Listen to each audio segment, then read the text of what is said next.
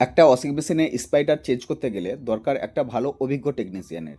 এটাই কিন্তু আমি আগে ভাবতাম, তার জন্য কোনোদিন ওয়াশিং মেশিনে স্পাইডার চেঞ্জ করিনি।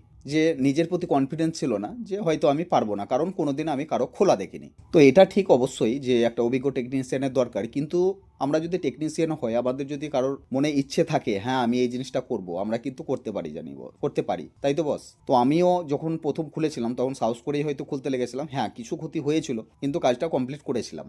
ওয়াশিং মেশিন খুলতে গিয়ে যেসব সমস্যার সম্মুখীন আমরা হই সেগুলো হচ্ছে সবথেকে বেশি বড় কথা, আর সেই সবগুলো আমি ভিডিওতে বলবো।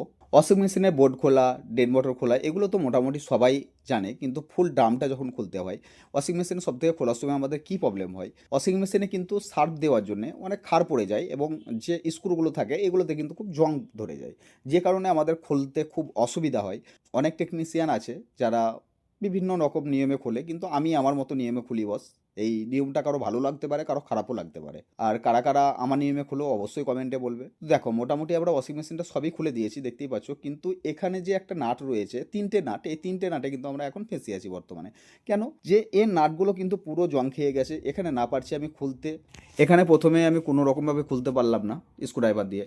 একে কি করলাম, একটু মাথায় ব্রেন লাগিয়ে, আমাদের স্বাভাবিক ব্যাপার, একটু যদি হিট দিই তাহলে কিন্তু এগুলো খুলে যায়। দেখো আমি এখানে যখনই আমাদের বান্নার উপরে একটু হিট মারলাম, এটা কিন্তু খুব ইজি খুলে গেল। তো বিশেষ করে এই নাটটাতে, তারপর পেছন দিকে এই যে স্পাইডারের যে নাটটা থাকে, এইটা খোলা কিন্তু খুব কঠিন বস।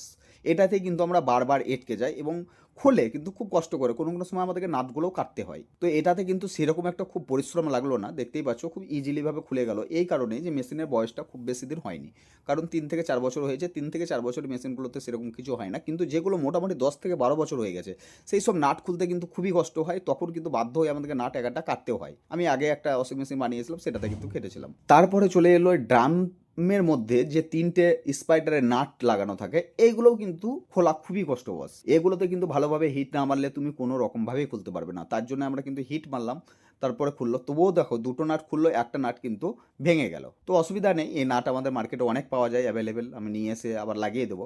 আর দেখো বাস, এটার পর আমরা ড্রামটাকে ফুল ক্লিয়ার করে নিলাম, একদম ক্লিন করে নিলাম, কিন্তু তবুও আমরা সম্পূর্ণ তোলাতে পারলাম না। এই কারণেই, এটা যদি কেমিক্যালে আমি চুবিয়ে রাখতাম মোটামুটি 8 থেকে 9 ঘন্টা, তাহলে কিন্তু মোটামুটি উঠে যেত।